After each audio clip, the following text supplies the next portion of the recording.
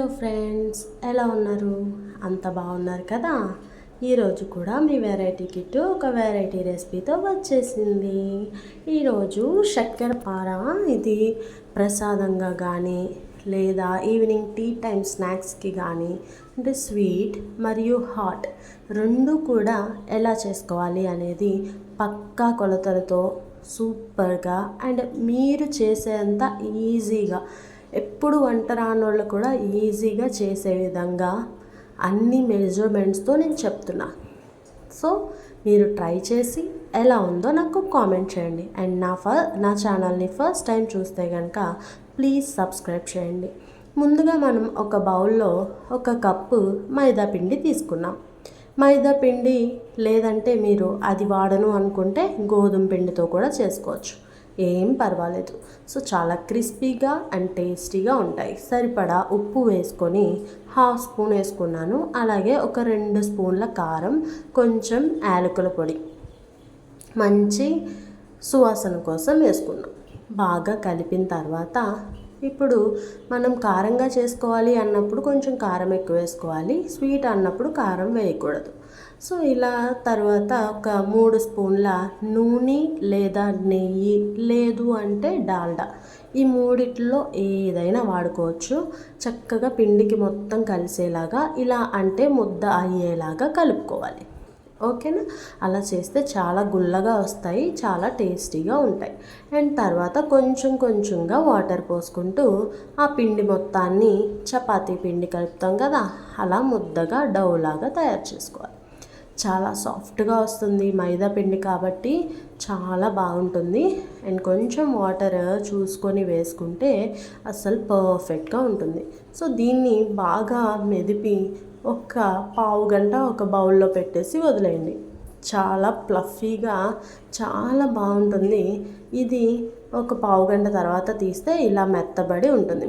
So దాన్ని గట్టిగా నొక్కినట్లయితే లోపల ఉన్న ఎయిర్ ఏమైనా ఉంటే పోతుంది. సో గట్టిగా ఒత్తుకొని అలా చేసినట్లయితే గుల్లగా కూడా ఉంటాయి. సో బాగా గట్టిగా ఒట్టుకొని ఇలా రోల్ లాగా చేసుకోండి.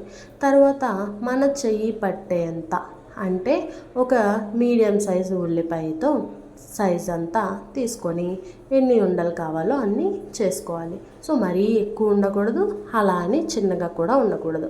చక్కగా ఒక మీడియం సైజులో తీసుకోండి. తర్వాత పొడిపిండి చల్లుకొని మనం ముందుగా చేసుకున్న ఈ రౌండ్స్ని పెట్టి చక్కగా చపాతీ ఎలా అయితే చేసుకుంటామో అలాగే మెత్తగా ఒత్తుకుంటూ పొడిపిండిని అంటించుకుంటూ చేసుకోవాలి. సో ఇవి చపాతీలాగా రౌండ్గానే చేయాల్సిన అవసరం లేదు, కొంచెం పొడవుగా ఒక రెక్టాంగులర్ షేప్ వచ్చేలాగా చేసుకున్నా బాగుంటుంది. సో ఫస్ట్ చపాతీలా చేసి తర్వాత ఇలా అన్నట్లయితే బాగా స్ప్రెడ్ అవుతుంది. అలా అని బాగా పలుచగా చేయకూడదు, బాగా లావుగా చేయకూడదు. ఒక 1 సెంటీమీటర్ మందంగా చేసుకుని 4 వైపులా కూడా ఇలా క్రాసులు తీసేసుకొని ఒక రెక్టాంగులర్ షేప్లో కట్ చేసుకోండి. ఆ తర్వాత 1 సెంటీమీటర్ విడ్త్తో మధ్యలో ఘాట్లు పెట్టుకోండి. ఇలా మధ్యలో అటు ఇటు కూడా కనెక్షన్ ఉంటూ చక్కగా ఘాట్లు పెట్టుకొని, మరీ పెద్దగా ఉండకూడదు, అలా అని సన్నగా కూడా ఉండకూడదు. చక్కగా ఒక 1 సెంటీమీటర్ దూరం ఉంటే సరిపోతుంది. ఇలా విడివిడిగా వచ్చేస్తాయి. సో తర్వాత ఒక 4-5 చుక్కలు వాటర్ని చక్కగా అంటించినట్లయితే ఇవి మనం అంటించినప్పుడు గట్టిగా ఉంటాయి, ఊడిపోకుండా. సో అలా చేసిన తర్వాత ఒక వైపు తీసుకొని ఇంకొక సైడ్కి ఇలా అంటించేయాలి. ఆ తర్వాత మళ్ళీ ఇంకొక సైడ్ని డబల్గా వాటర్ రాసుకోవాలి. అటు ఇటు సైడ్స్ అంటుకోవడం కోసం లైట్గా వాటర్ అంటించుకోండి, అలానే ఎక్కువ వేసుకోకూడదు. సో ఇలా మధ్యలోకి వేసి డబల్ రౌండ్ తిప్పుకోవాలి. అంతే. అలా చేసి పొడిపిండిలో ఒక ఇలా దొల్లించినట్లయితే ఒకదానికొకటి అంటుకోకుండా చక్కగా విడివిడిగా వచ్చేస్తాయి. సో దాన్ని మధ్యలోకి ఇలా వేలు చేసుకొని వేలుకి ఇట్లా పెట్టుకొని కొంచెం సాగదీయండి. సాగదీసి లోపలికి ఇలా మడిచిపెట్టండి. అంతే. ఒక్క రౌండ్ వేస్తే చాలు, 2 రౌండ్లు వేస్తే మరీ దగ్గరికి అయిపోతాయి. సో ఒక్క రౌండ్, మీరు పెద్దగా సాగదీసినట్లయితే 2 రౌండ్స్ పడతాయి. చూసుకొని ఒక్క రౌండ్ వేసి ఇలా దులుపుకున్నట్లయితే చక్కగా స్ప్రెడ్ అయిపోతాయి. సో మళ్ళీ చూపిస్తున్నాను. ఇలా అటు సైడ్ ఇటు సైడ్ కూడా చక్కగా వాటర్ వేసుకొని దీన్ని డబల్ రౌండ్ చేసుకొని మధ్యలోకి ఇలా విడదీసి ఒక్కసారి వేలికి తగిలించుకొని చక్కగా ఒక రౌండ్ లోపలికి ఇచ్చి ఇలా విదిలించినట్లయితే స్ప్రెడ్ అయిపోతుంది, మన షేప్ కూడా వచ్చేస్తుంది. అలాగే మొత్తం మిగిలినన్నీ కూడా చేసుకొని పక్కన పెట్టుకోవాలి. ఎన్ని చేయాలనుకుంటున్నారో అన్ని చేసుకొని పక్కన పెట్టుకొని బాండ్లీలో డీప్ ఫ్రైకి సరిపడినంత ఆయిల్ బాగా హీట్ అయిన తర్వాత వేయించుకోవాలి. తర్వాత మీడియం ఫ్లేమ్లోనే పెట్టాలి. అండ్ హై ఫ్లేమ్లో పెట్టినట్లయితే పైన ఉడికిపోయి కలర్ మారిపోతుంది, కానీ లోపల మళ్ళీ మెత్తగానే ఉంటుంది. సో మీడియం ఫ్లేమ్లో పెట్టినట్లయితే చక్కగా ఈవెన్గా అంతా కూడా ఫ్రై అవుతుంది.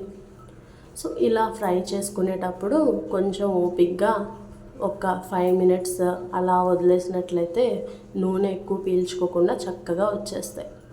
చూసారా ఎంత బాగుందో? ఇలా చేసుకోవచ్చు. సో ఒక సింగిల్ స్ట్రాడ్ లేదా డబుల్ స్ట్రాడ్ వేసుకొని చేసుకుంటే ఇది హాట్గా అనమాట. ఈవినింగ్ స్నాక్స్లో కానీ చిన్నపిల్లల లంచ్ బాక్స్లో కానీ ఏమైనా స్నాక్స్ పరంగా ఇది బాగా వాడుకోవచ్చు. అండ్ పిల్లలు కూడా చాలా ఇష్టంగా తింటారు. ఫ్రెండ్స్, నా ఛానల్ని ఫస్ట్ టైం చూస్తే ప్లీజ్ సబ్స్క్రైబ్ చేయండి అండ్ నచ్చితే లైక్ చేయండి. ఇప్పుడు స్వీట్ చక్కెరపార ఎలా చేసుకుందాం చూద్దాం. ఇవి ఏదైనా పండగలకు కానీ లేదా ఏదైనా పూజ చేసుకుంటున్నప్పుడు ఇవి కూడా మనం ప్రసాదంగా వాడుకోవచ్చు. సో 1 గ్లాసు షుగర్ తీసుకున్నాను. ఏ గ్లాస్తో అయితే తీసుకున్నామో అదే గ్లాస్తో వాటర్ పోసుకోవాలి. ఈక్వల్ అమౌంట్ ఆఫ్ వాటర్ పోసుకొని బాగా తిప్పుతూ ఉండాలి. ఆ తర్వాత ఒక 2 స్పూన్ల యాలకుల పొడి వేసుకోవాలి. అవి తిప్పుతూ ఉంటే మరుగుతుంది. సో బాగా మరిగి ఇలా స్టిక్కీగా ఉండి ఒక తీగ పాకం అంటారు. ఇలా పాకం వచ్చేంత వరకు కూడా దగ్గరికి వచ్చేంత వరకు మరిగించాలి. ఒక 10 నిమిషాలు కట్టేసి అలా వదిలేసినట్లయితే పంచదార చక్కగా వస్తుంది. సో అదే పాకంలో మనం ముందుగా రెడీ చేసి పెట్టుకున్న ఈ చక్కెర పాలను వేసి చక్కగా ఒక పావు గంట వదిలేస్తే సూపర్ ఉంటుంది. చక్కగా కాజాల్లాగా కనిపిస్తాయి. సో అవే ఎంత నానితే అంత బాగా కనిపిస్తాయి. మీకు చక్కగా జ్యూసీగా తినడం ఇష్టము, స్వీట్నెస్ని ఎక్కువ ఇష్టపడతారనుకుంటే ఇవి సూపర్ స్వీట్స్. సో ట్రై చేసి ఎలా వచ్చాయో కామెంట్ చేయండి friends. Thank you for watching.